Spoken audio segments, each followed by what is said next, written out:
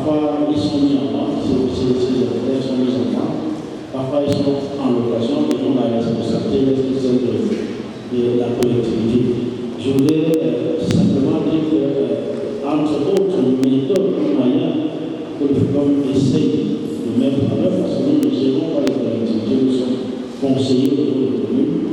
Ce qu'on demande aujourd'hui pour accéder à la financement du FECOM, c'est en général d'avoir ce qu'on appelle l'état des lieux, des financements accordés par l'institution dans la municipalité.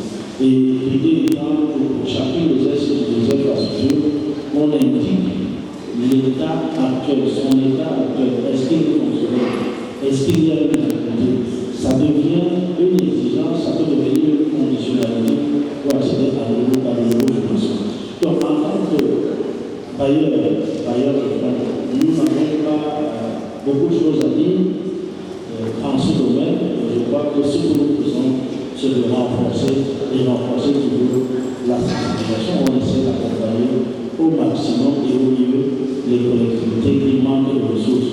Il faut dire aussi que les équipes de FECOM restent toujours disposées à accompagner les élus qui manifestent le désir.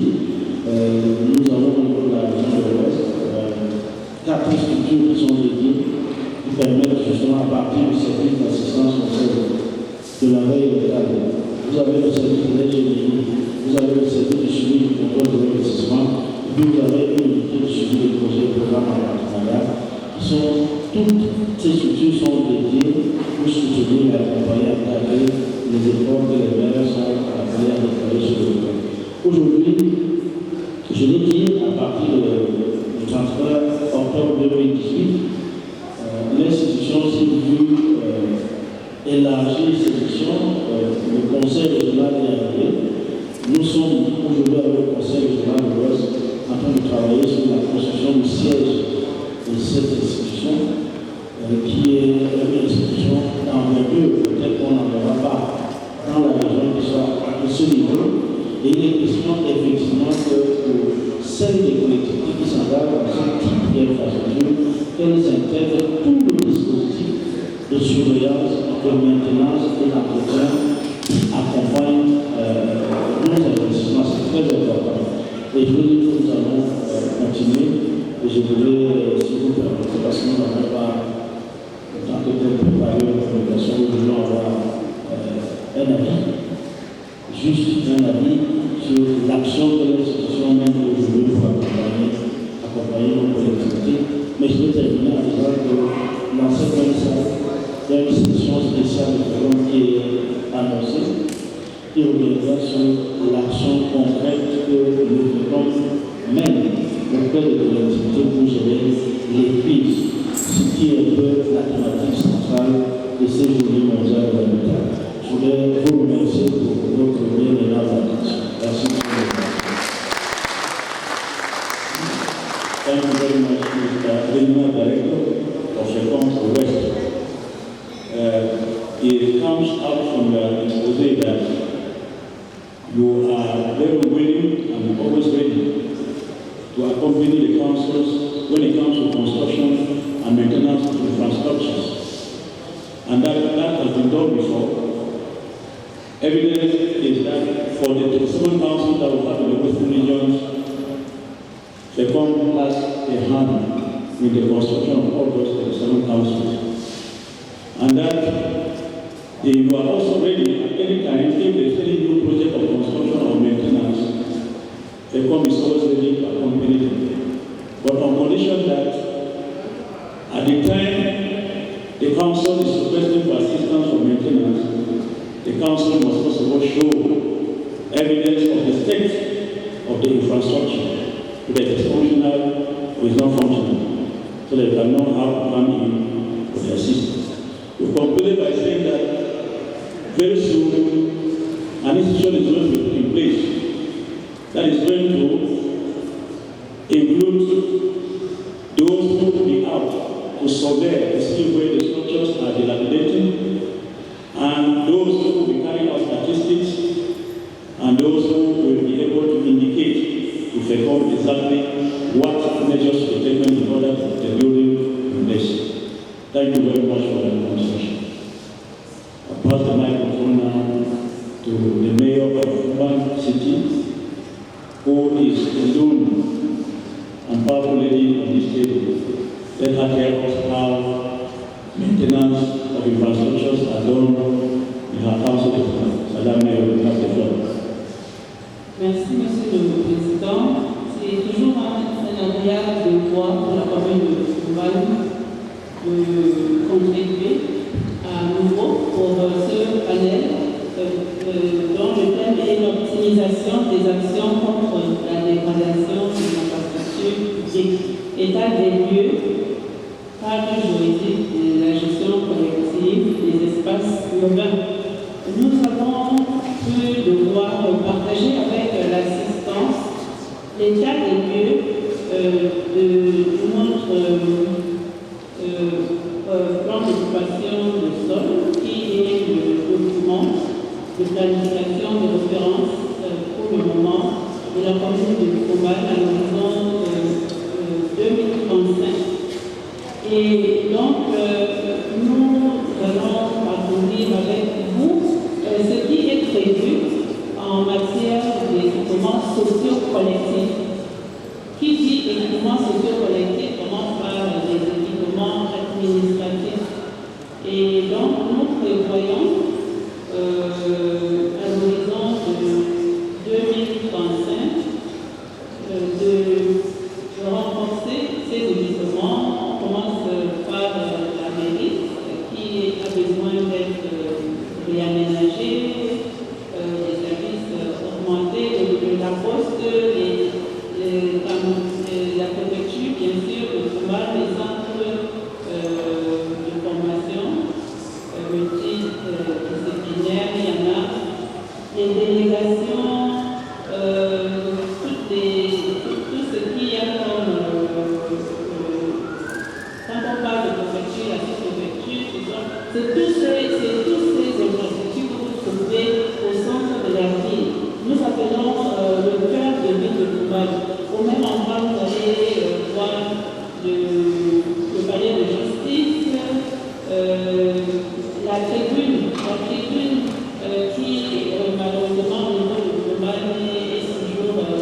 n'est pas toujours une tribune définitive et qui est un problème important. Donc le document de planification de sol nous projette sur un montant parce que nous les listons dans ce document-là et nous entrons dans les détails pour voir ce qu'il faut faire, les coûts et les partenaires qui sont impliqués dans cette amélioration-là. Et par exemple, je vais vous dire qu'on avait prévu en moyenne 540 millions de francs pour tout cela. Maintenant, nous passons au document scolaire. Et nous avons bien, à partir de notre analyse, nous avons vu qu'on était assez équipés parce que normalement, quand on voit, selon la planification, qu'il faut une maternelle pour 10 000 personnes, dans les équipements qui sont projetés en 2035, nous ferait qu'il faut savoir qu'il faut 27 écoles maternelles à Kumba en 2019, parce que ce plan a été élaboré en 2019, nous étions déjà à 67 écoles maternelles. Donc c'est un peu pareil pour ce qui est des écoles primaires, des CES, des CETIC. Mais ce qu'on doit savoir, c'est qu'il faut améliorer par rapport à la qualité.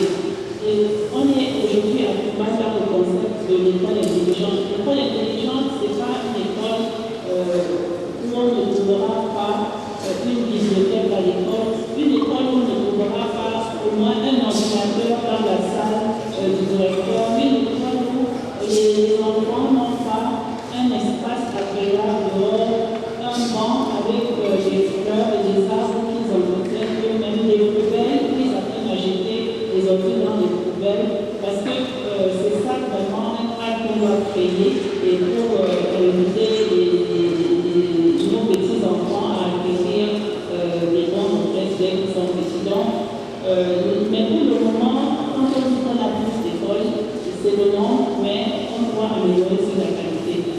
Et l'hôpital des districts, normalement, la règle veut qu'il y ait un hôpital pour 250 000 habitants. Pour le moment, on a un hôpital de district, on est passé à un hôpital de référence annexe, et il nous en faut 3 de toute façon à l'horizon 2035, avec le tableau technique conséquent et tout ce dont je viens de parler en matière de qualité pour l'accueil. Et quand on parle de qualité pour l'accueil, c'est le personnel aussi.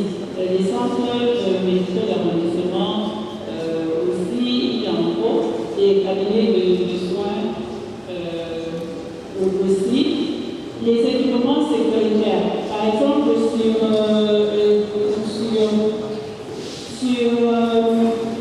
il faut un poste de police sur 10 000, il nous en faut 27, maintenant on en a un seul. Donc on a remarqué qu'en matière de sécurité du personnel, on est très loin de ce qu'il faut. Les équipements touristiques et de loisirs, par exemple, il faut des parcs pour tout le monde qui sont de la population publique, des espaces aménagés. Tout à l'heure, j'ai dans le programme que vous avez projeté, par exemple, d'aller visiter le musée de Ouman.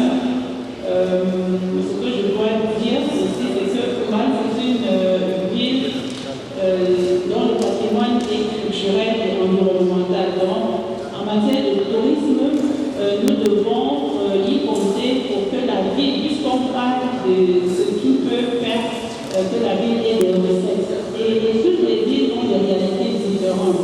Donc, à chacune des villes et sa réalité, on devra avoir des sources de recettes. À Ouman, comme dans l'Ouest en général, le tourisme est important.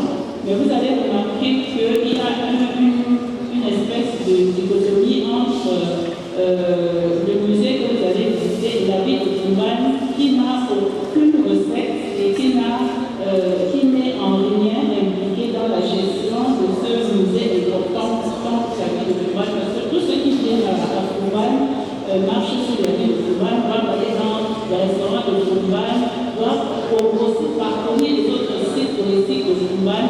Et c'est pour ça que dans le cadre des ateliers comme ceci, avec tous ceux qui sont là pour participer exactement à ce qui est attendu au développement, à la prospérité, il vaut mieux qu'on avance ensemble dans des principes qui veulent que dans toutes les villes du monde, dans les mairies, on puisse trouver des prospectus qui vont permettre à tous les touristes, les points d'information touristes, d'aller visiter tous les points, les sites culturels, les sites naturels, les sites historiques, et que ce soit une espèce vraiment de coordination, et ça va mieux, ça sera beaucoup mieux.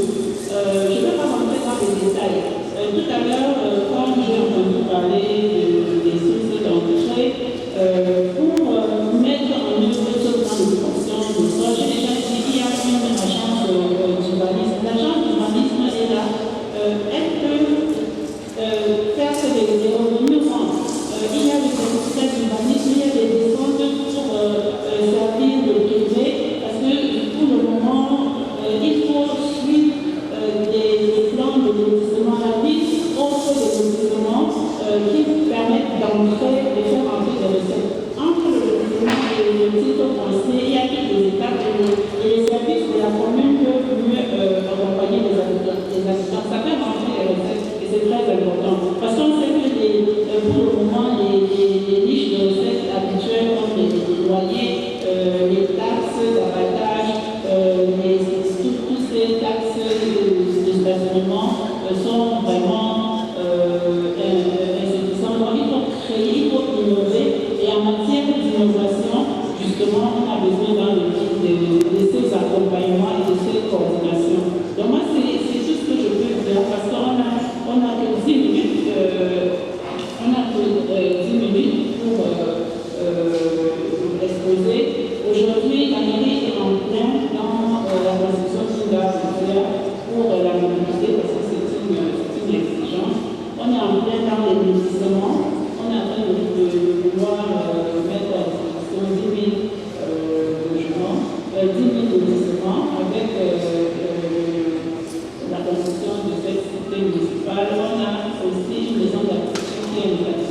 public, d'intérêt général, et on est aussi sur un projet important d'aménagement des déchets ménagers et qui sera payant, qui est payant déjà, parce qu'on a 5 quartiers pilotes. Cette année, on passe à la phase 2 avec 5 autres quartiers pilotes. Les habitants participent à contribuer pour que les associations ramassent les ordures et qu'il y aura un traitement de ces ordures-là. Et c'est avec ces peu de moyens que la ville peut s'en sortir. Je vais terminer par dire que, par exemple, j'ai appris à RFI ce matin que l'île de Gorée était en train d'être menacée parce que, comme vous le savez, c'est un patrimoine d'ailleurs universel, puisque cet esclavage nous concerne tous. Elle est menacée parce que l'État n'a pas les moyens d'entretenir cette île-là. Les infrastructures sont en train de tomber, l'humidité et en même temps les changements climatiques font que l'eau est en train d'avancer. Et c'est un problème parce que normalement, en même temps que l'État n'a pas les moyens, les privés veulent acheter pour construire des hôtels et au détriment de la mairie. Donc c'est des challenges et des défis qu'il faut voir parce que quand on est mieux organisé, c'est sûr qu'on peut y arriver comme cela se voit dans les grandes villes des pays occidentaux. Donc c'est ce que je peux dire, monsieur le modérateur. Nous avons beaucoup à faire, nous avons du pain sur la planche et nous devons tous contribuer dans les mêmes objectifs au lieu d'aller dans les directions qui sont en face. Merci beaucoup. Thank you very much, Madame. Thank you very much for letting us know that there's a lot of development as far as construction and infrastructure is concerned in Juba, and that maintenance is also followed. Now, if I think we are presented, all the presenters have intervened, we are now going to pass to the questions and answers. But I want to caution that no question is allowed which has a political connotation, because we are here purely on facts that have to do with construction and maintenance of roads. Please. Who is holding the microphone? Who has the microphone that's going around? Please give it to us.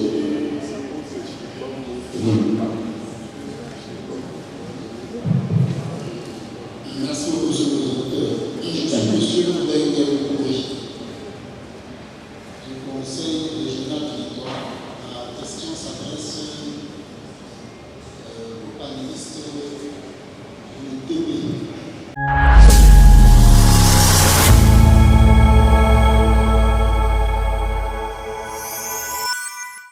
Par rapport à la classification des routes, il a parlé des routes communales, des routes régionales et des routes nationales. Je n'ai pas entendu parler des routes départementales qui, dans cette nomenclature, crée ce que nous voyons beaucoup de conflits entre les communautés urbaines et les communes dans les 14 villes où il y a des communautés urbaines. Je prends un exemple simple pour qu'on soit édifié. Il y a des communes dans lesquelles il y a des communautés urbaines qui ne peuvent pas intervenir parce que quand il y a des communautés urbaines, généralement, la communauté urbaine est gérée par les communautés urbaines. Donc, est-ce que dire que les routes dans la nomenclature officielle existent toutes pour les routes départementales? Voilà ma question. Merci, monsieur le président. Thank you very much, Mr. Makuri. Your question is simply trying to see the dichotomy, the problem of competence between the city mayor and mayors of the ordinary council, especially when it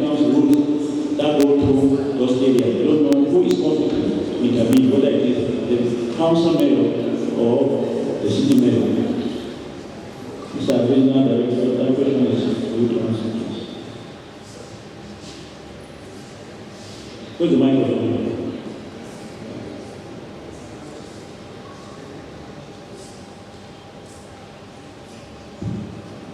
Je vous remercie pour la question qui a été posée, de savoir si les routes départementales existent.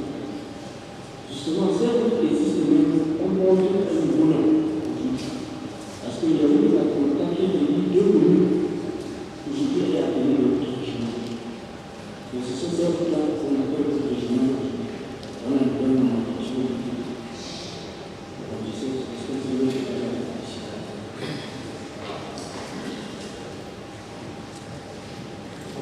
Je crois que vous voulez savoir qui est compétent. C'est le conseil régional. Le conseil régional. Qui est compétent. C'est le régional. Yes. Je pensais qu'on va régler le problème de compétence. Si on supprime les routes départementales, ça suppose que les conflits vont encore se faire quelque chose plus grand. Un exemple simple. Aujourd'hui, les régions ont 3 milliards de budget. Les communautés urbaines, par exemple, c'est de 72 milliards de budget. Il faut demander à la région de faire des routes avec 3 milliards de budget. Voilà, en supprimant les routes départementales, on explique davantage le problème. Parce que si vous appelez, par exemple, pour un exemple, c'est la loi là que tout le monde connaît. Vous trouvez le rond-point des rues. Là où tout le monde passe. Si le rond-point a demandé à la région qui a fait venir régler la route, si la communauté va dire que le départemental, c'est à la région de gérer. Si ce n'est pas une route nationale, au fond, vous pouvez pas rester. Si le pont n'est pas éclairé, le pont du Fournier n'est pas éclairé, on passe une population, c'est une route régionale. La région est en train de mettre en place. Elle n'a même pas de personnel, il n'y a pas d'ingénieur, elle ne sait pas du tout comment faire. Donc je souhaite qu'on remette ces questions sur la table, qu'on voit comment on devrait maintenir les départementales. J'en parle, c'est parce que j'ai été à tous les gouvernements. Il y a beaucoup de conflits. Les mairies n'ont pas de moyens. Ne peuvent même pas donner le fonds. Parce que les moyens à ce niveau sont connus de la communauté urbaine. Maintenant, si vous dites que la communauté urbaine doit transférer cette compétence aux régions qui elles, n'ont pas de moyens parce qu'elles ont une fiscalité locale, et le coût de subvention de 3 milliards, je pense au Madame le maire qui est également conseiller régional, pour complexifier davantage le loyer afin que les communautés urbaines qui ont les moyens de continuer avec leur projet. Merci. Thank you very much.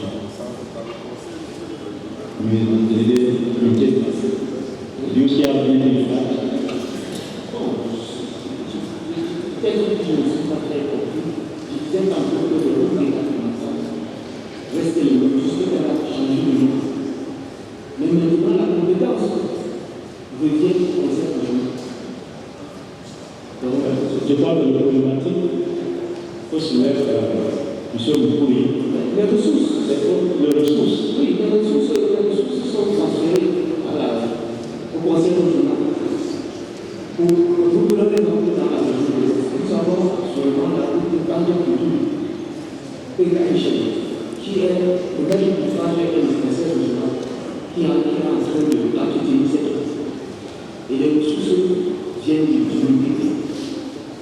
Et le conseil régional est en train de s'en sortir dans l'entretien de cette route.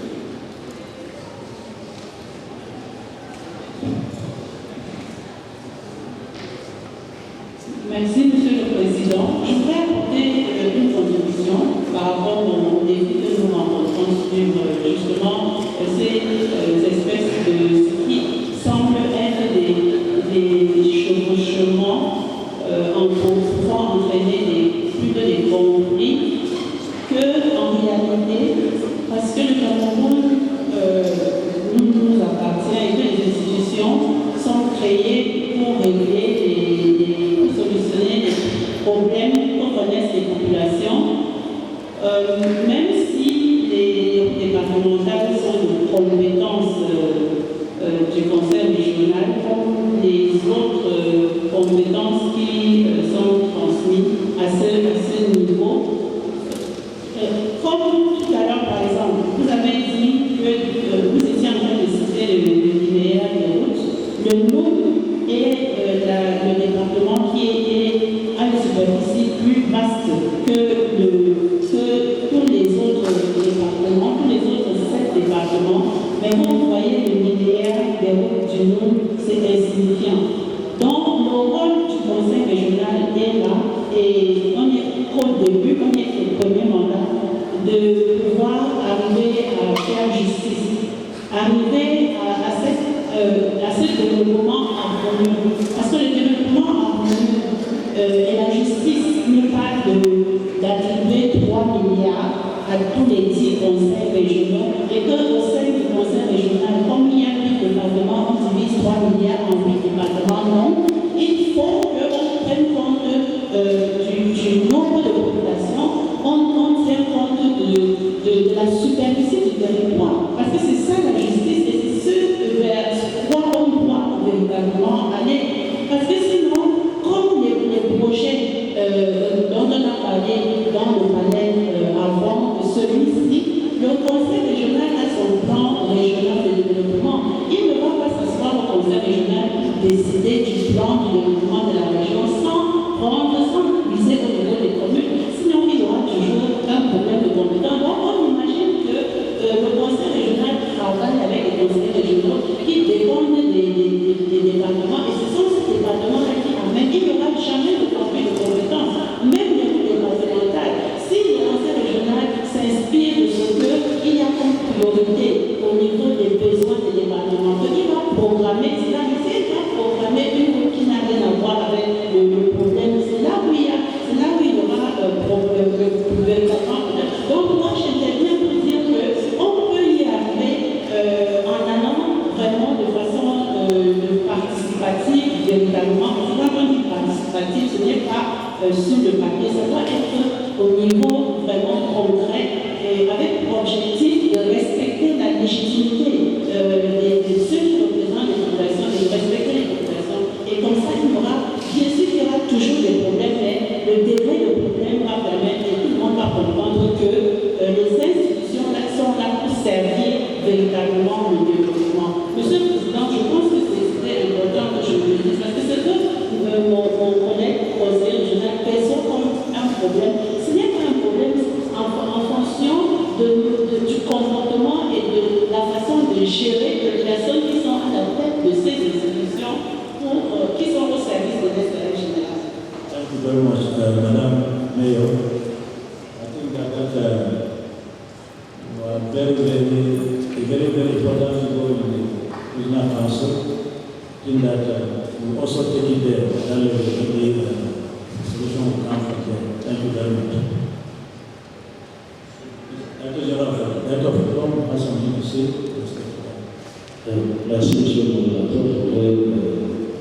Je voudrais juste dire un mot par rapport à ce qu'a dit le conseiller régional tout à l'heure, qui parlait de 3 milliards, effectivement, ce qui est la réalité de ce qu'on a aujourd'hui.